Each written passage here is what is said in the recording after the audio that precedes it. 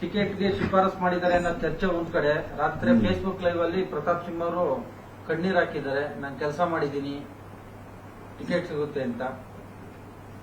ಅಲ್ಲ, ಪ್ರತಾಪ್ ಸಿಂಹ ಅವರು ಮೈಸೂರು ಕೊಡಗಿನ ಸಂಸದರಾಗಿ 2 ಸಾರಿ ಗೆದ್ದು ಕೆಲಸ ಮಾಡಿದ್ದಾರೆ. ಕೆಲಸ ಮಾಡಿಲ್ಲ ಅಂತ ಹೇಳಲ್ಲ. ಪಕ್ಷ ಯಾವುದೇ ಇರಬಹುದು, ಕೆಲಸ ಅಂತೂ ಮಾಡಿದ್ದಾರೆ. ನಮ್ಮ ವ್ಯವಸ್ಥೆನಲ್ಲಿ ಯಾವ ಥರ ಇದ್ದೀವಿ ನಾವು ಅಂದರೆ, ನಮ್ಮ ಕೆಲಸಕ್ಕಿಂತ ಹೆಚ್ಚಾಗಿ ನಮ್ಮ ನಡವಳಿಕೆಗಳನ್ನ ಜನ ಗಮನಿಸ್ತಾರೆ.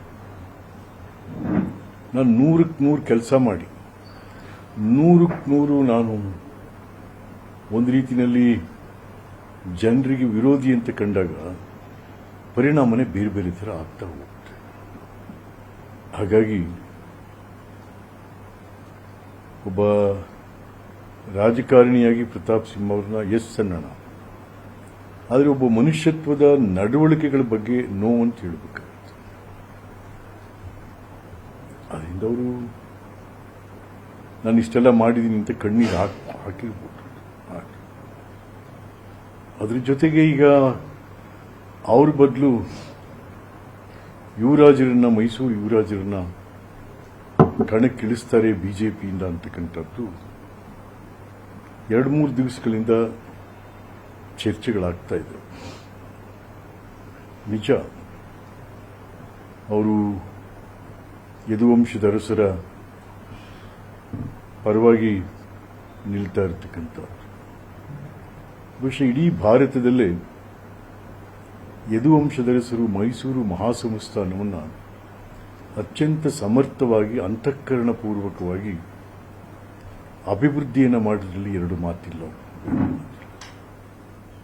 ಅರಸರ ಅಳಿದರು, ಅರಸರ ಅಭಿವೃದ್ಧಿ ಕಾರ್ಯಗಳು ಇಂದಿಗೂ ಕೂಡ ಅಜರಾಮರಾವ್.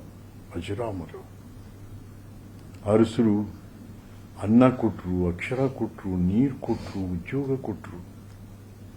ಶಿಕ್ಷಣ ಅಂತ ಅವ್ರ ಕಾಲದಲ್ಲಿ ಬಹಳ ದೊಡ್ಡದಾಗಿ ಆಯಿತು. ಮೈಸೂರು ವಿಶ್ವವಿದ್ಯಾನಿಲಯ ವಿಶ್ವದಲ್ಲೇ ಬಹಳ ಪ್ರಖ್ಯಾತವಾದಂಥದ್ದು. ಹಾಗಾಗಿ ಅವರು ಲಂಡನ್ಗೆ ಹೋಗಿ ವಾಪಸ್ ಬಂದಾಗೆಲ್ಲ ಲಂಡನ್ ತರ ಏನೋ ಮಾಡಿಟ್ಬಿಡೋರು ಇಲ್ಲಿ. ಈಗ ಬಿಗ್ ಬ್ಯಾನ್ ಲಂಡನ್ ಅಲ್ಲಿದೆ, ದೊಡ್ಡ ಗಡಿಯಾರ, ಅದು Big Ben. Same like that Big Ben ಮೈಸೂರಿನಲ್ಲಿ ದೊಡ್ಡ ಗಡಿಯಾರ ಇದೆ. ಆ ರೀತಿಯಾಗಿ ಮಹಾರಾಜರು ಅವರು ಲಂಡನ್ಗೆ ಹೋದಾಗೆಲ್ಲ ವಾಪಸ್ ಬರ್ಬೇಕಾದ್ರೆ ಅದನ್ನೇ ಒಂದು ರಿಪ್ಲಿಕಾ ಇಲ್ಲಿ ಮಾಡಿಡ್ತಾ ಇದ್ರು. ಹಾಗಾಗಿ ಮಹಾರಾಜರು ಸಂಸ್ಕೃತಿ, ಸಾಹಿತ್ಯ, ಶಿಕ್ಷಣ ಮತ್ತು ನಡವಳಿಕೆಗಳು ಬಹಳ ದೊಡ್ಡದಾಗಿ. ಆದರೆ ಯದುವೀರ್ ಈಗ ಅವ್ರನ್ನ ಕ್ಯಾಂಡಿಡೇಟ್ ಮಾಡ್ತಾರೆ ಅಂತ ಇದೆ. ಯಾಕೆಂದರೆ ಅರಮನೆಯಿಂದ ಬಂದವರು ಯಾರು ಇಲ್ಲಿ ತನಕ ಗೆದ್ದಿಲ್ಲ ಜನತಂತ್ರ ವ್ಯವಸ್ಥೆಯಲ್ಲಿ. 1971ನೇ ಇಸ್ವಿಯಲ್ಲಿ 69-70 ಕಾಂಗ್ರೆಸ್ ಸರ್ಕಾರ, ಇಂದಿರಾ ಗಾಂಧಿಯವರು ಪ್ರಿವಿ ಪರ್ಸ್ ಅಬಾಲಿಷನ್ ಮಾಡ್ತಾರೆ. ರಾಜಮನೆತನ ಸಾಮಾನ್ಯ ಮನೆತನದ ರೀತಿಯಲ್ಲಿ ಇಟ್ಟರು. ಆದರೂ ಕೂಡ ಮಹಾರಾಜರ ಅಭಿವೃದ್ಧಿ ಕಾರ್ಯಗಳನ್ನು ಗೌರವಿಸ್ತಾ ಈಗಲೂ ಗೌರವ ಕೊಡ್ತಾರೆ ಅವರು.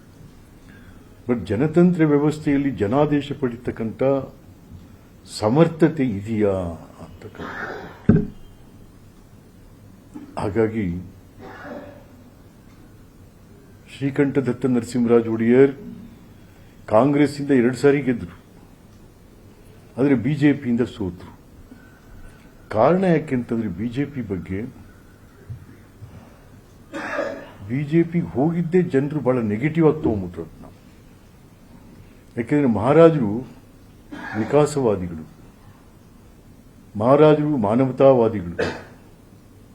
ಅದಕ್ಕೆ ವಿರುದ್ಧವಾಗಿರ್ತಕ್ಕಂಥ ಒಂದು ಪಕ್ಷದಲ್ಲಿ, ಅಂತಹ ಧ್ಯೇಯ ಧೋರಣೆಗಳಿರ್ತಕ್ಕಂಥ ಪಕ್ಷದಲ್ಲಿ ಅರಮನೆಯವರು ಹೋಗ್ಲಿಕ್ಕೆ ಅಭ್ಯರ್ಥಿ ಆದರು ಅಂತ ಅಂದಾಗ ಜನರು ಅದನ್ನು ಮಾನ್ಯ ಮಾಡಲಿಲ್ಲ. ಹಾಗಾಗಿ ಈಗೂ ಕೂಡ ಅಷ್ಟು ಸುಲಭ ಇಲ್ಲ. ಇವತ್ತಿನ ರಾಜಕಾರಣದ ವ್ಯವಸ್ಥೆಯಲ್ಲಿ ಯದುವೀರು ಒಂದು ಸಾರ್ವಜನಿಕ ಜೀವನಕ್ಕೆ ಗುರುತಿಸ್ಕೊಂಡೇ ಇರೋರು. ಅವರು ರಾಜಕೀಯ ಪ್ರವೇಶ ಅಥವಾ ಅವರಿಗೆ ಟಿಕೆಟ್ ಕೊಡೋದ್ರಿಂದ ಹಿನ್ನಡೆ ಆಗಲ್ಲ ಸರ್. ಕಷ್ಟ. ಯಾಕೆಂದರೆ ನಮ್ಮಲ್ಲಿ ಜನರನ್ನು ನೀವು ಸಮಾಧಾನ ಮಾಡೋದಿದೆಯಲ್ಲ ಬಹಳ ಕಷ್ಟ. ಸುಮ್ಮನೆ ಹೋಯ್ತಾ ಇದ್ದು ನಾನು ಏನಾದರೂ ಎದುರುಗಡೆ ಸಿಕ್ಕಿ ನಾನೇನೋ ಮನಸ್ಸಲ್ಲಿಟ್ಟು ಅವ್ನು ಮಾತಾಡಿಸ್ತಾ ಹೋದ್ರೆ ಎಲೆಕ್ಷನ್ಗೆ ಹೋದಾಗ ಅದನ್ನೇ ಹಿಡ್ಕತ್ತೇನೆ. ಓಹೋ ಅವತ್ತು ಎದುರುಗಡೆ ಬಂದರೂ ನನ್ನ ಮಾತಾಡಿಸ್ನೇ ಇಲ್ಲ, ಟಿಕೆಟಾ ಇವನ್ಗೆ, ಓಟಾ ಇವನ್ಗೆ ಅಂತಾರೆ. ಇನ್ನು ಮಹಾರಾಜ ಎದುರಿಗೂ ಬರೋದಿಲ್ಲ, ನೀವು ಸಿಕ್ಕೋದು ಇಲ್ಲ, ಮಾತಾಡೋಕ್ಕಾಗೋದು ಇಲ್ಲ. ಹಾಗಾಗಿ ಅಷ್ಟೇನು ಆಶಾದಾಯಕವಾಗಿ ಇರಲ್ಲ ಇದು. ಕನ್ನಡಿಗರ ಮೆಚ್ಚಿನ ನಿಮ್ಮ ನ್ಯೂಸ್ 18 ಕನ್ನಡ ಈಗ ವಾಟ್ಸ್ಆಪ್ನಲ್ಲಿಯೂ ಲಭ್ಯ. ಕರ್ನಾಟಕ ಮತ್ತು ದೇಶ ವಿದೇಶದ 360 ಡಿಗ್ರಿ ಸುದ್ದಿ ವಿವರವನ್ನ ನೀವು ನಿಮ್ಮ ಕೈ ಬೆರಳುಗಳಲ್ಲಿಯೇ ಪಡೆಯೋದಿಕ್ಕೆ ಈ QR ಕೋಡ್ ಅನ್ನ ಸ್ಕ್ಯಾನ್ ಮಾಡಿ. ನಮ್ಮ ಚಾನೆಲ್ ಅನ್ನ ಫಾಲೋ ಮಾಡಿ, ನೋಟಿಫಿಕೇಶನ್ ಆನ್ ಮಾಡಿ.